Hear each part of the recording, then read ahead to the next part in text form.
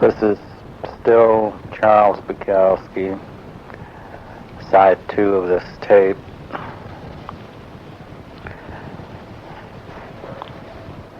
The Lesbian, dedicated to all of them.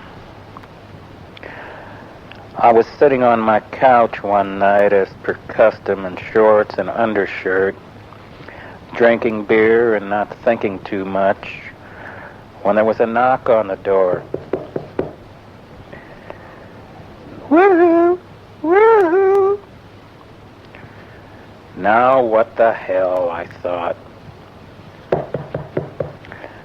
Woohoo! Woohoo! What is it, I asked. I got a slim one. I got a slim one for you. A slim one? It sounded like a woman's voice. Wait a minute, I asked. I went into the bedroom, put on a ripped shirt and my dirty chino pants. Then I came out and opened the door. It was the Lesbian from the place in back. I brought a slim one for you, she said. Oh, yeah? She was in a tight sweater and shorts. She turned in the moonlight. See? I lost 20 pounds. You like it? Come on in, I said. She sat in a chair across from me and crossed her legs. Don't tell the landlady I came by, she said. Don't worry, I said. Then she crossed her legs the other way. They had these big purple bruises all over them. I wondered who had put them there. She talked and asked questions and talked. Who was that woman who came by with a little girl? My little girl. Was it my little girl? Yes, but they don't live here. My, that's nice. Her father supported her, she said. Her father was a nice man. Was that my painting on the wall? Yes, it was. And she knew something about art, she said. And did I have a girlfriend? What did I do when I wasn't sleeping? Then she stood up, walked over, and stuck her breasts into my face. You don't want any, do you? Uh-uh. She pointed over to a potty chair in the corner. You still use that? Ah, yes. It pinches my cheeks a bit, but it brings back memories. Good night. She ran to the door, opened it, slammed it. Good night, I said, and then finished my bottle of beer, thinking, I wonder what's wrong with her tonight. Then there was a man with little tiny legs running back there. He had this long body, and these little tiny legs began where an ordinary man's knees would be. And he ran along on these little tiny legs, packing baskets of food to the Lesbian and back there. My, there's something wrong with that poor fellow, I thought. The landlord ran him out of there one morning at 5 a.m. Hey! What the hell you doing up there? Get the hell out of here! The landlord chased him up the driveway. You're up there every morning at 3 a.m. I'm getting sick of it. Don't you ever sleep? What the hell's wrong with your legs? I sleep. I work nights. They came running past my window. You work nights? What the hell's the matter with you? Why don't you get a job working days? Little legs just kept running. He made a quick turn around a hedge and was up the street. The landlord screamed after him. You damn fool! Don't you know she's a dyke? What the hell you gonna do with a dyke? There was no answer, of course.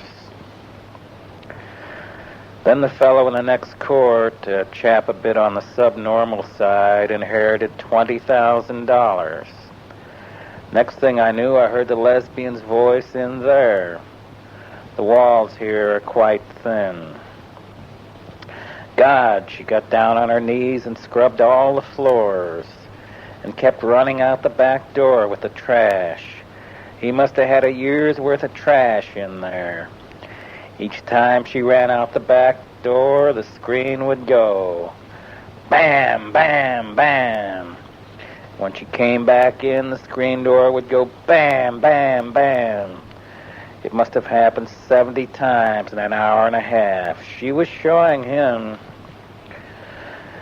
My bedroom was next to theirs. At night, I'd hear him mount her. There wasn't much action, quite dead. Only one body in motion. Your guess. A few days later, the lesbian started to take over, coming in from the kitchen. "Oh, no, Buster. Get up, get up. You can't go to bed this time of day. I'm not going to make your bed twice." Then a week later, it was over. I didn't hear her voice anymore. She was again in her place in back. I was standing on my porch one day thinking about it. Poor thing, why doesn't she get a girlfriend?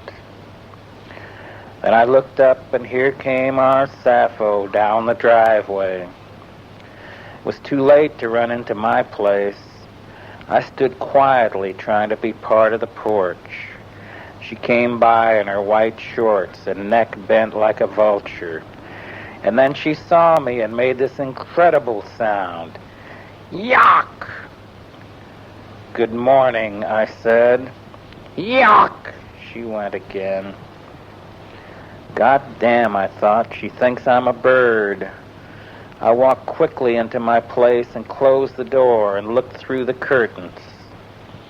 She was out there breathing heavily. Then she began to flail her arms up and down, going, "Yuck! Yuck! Yuck!" She's gone nuts, I thought.